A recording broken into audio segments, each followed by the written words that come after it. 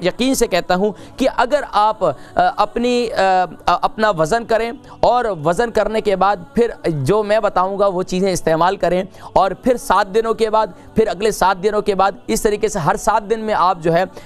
जो मेरी बताई हुई जो सुन्ना रेमेडीज़ हैं, नेचुरल रेमेडीज़ हैं, उसको आप इस्तेमाल करें और फिर अपना वज़न करते चले जाएँ तो इंशाअल्लाह अज़ीज़ आपको वाज़े तौर पर फ़र्क नज़र आएगा इंशाअल्लाह।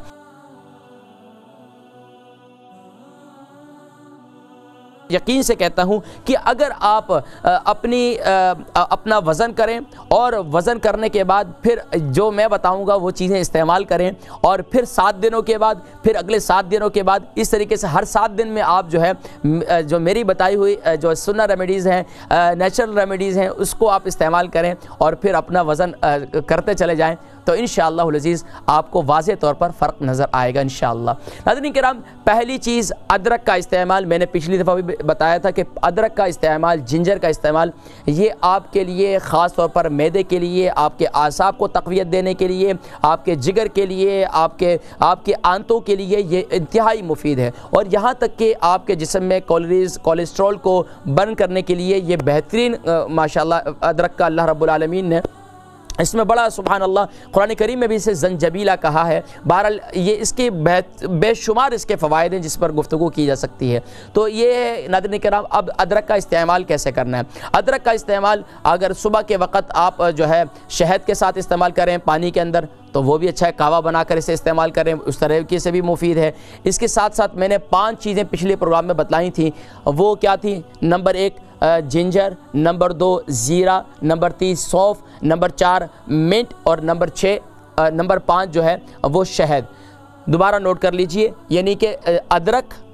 ज़ीरा, सौंफ और मिंट यानी कि पुदीना और इसी तरीके से शहद। अगर शुगर है तो शहद डालें, अगर शुगर नहीं है तो इसकी जगह पर आप 1 अदद इंजीर भी डाल दें तो वो भी इंशाल्लाह उसका भी फ़ायदा होगा। नाज़रीन किराम, अगर इसका कावा बनाकर मुसलसल इस्तेमाल किया जाए और इसमें अगर ग्रीन टी भी आप डाल दें तो नूर अला नूर और फिर मज़ा उसका दोबारा भी होगा और उसको जो है सिप लेकर पिएँ मज़े से, तो इंशाल्लाह आप देखेंगे कि कुछ ही अरसे में आपके जो है ये पेट जो है इसका आहिस्ता आहिस्ता इसका जो है ये तौन जो है अंदर जाना शुरू हो जाएगी और यहाँ तक कि आपके जिस्म के अंदर जो फाजिल टॉक्सिन्स हैं और यहाँ तक कि बादी हमेशा रहती है जिस्म के अंदर, जिस्म में सूजन रहती है, तो इंशाल्लाह आप देखेंगे उसमें वाज़े तौर पर फ़र्क आना शुरू हो जाएगा। इसके साथ साथ नाज़रीन किराम, सुभान अल्लाह,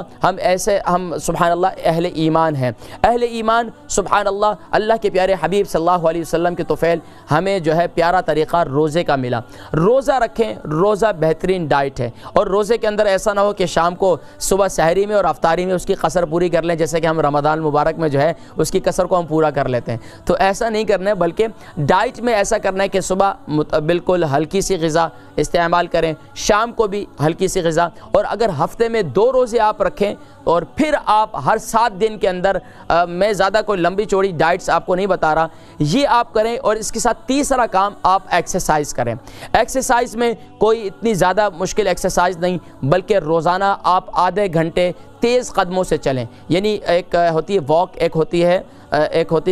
थोड़ा सा दौड़ना, तो हल्की सी यानी वॉक आपके जिस्म में, जिससे आपके जिस्म में हिद्दत और गर्मी पैदा हो,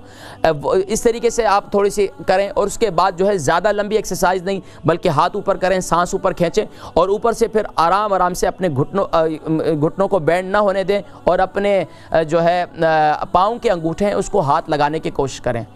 ये 3 मरतबा शुरू में आहिस्ता करें और इसके साथ साथ फिर लेट कर भी ऐसे ही करें। ज़्यादा एक्सरसाइज नहीं बता रहा, यही कुछ एक्सरसाइज हैं और इंशाअल्लाह अज़ीज़ फिर आप देखेंगे कि आपका मोटापा कैसे कंट्रोल होता है।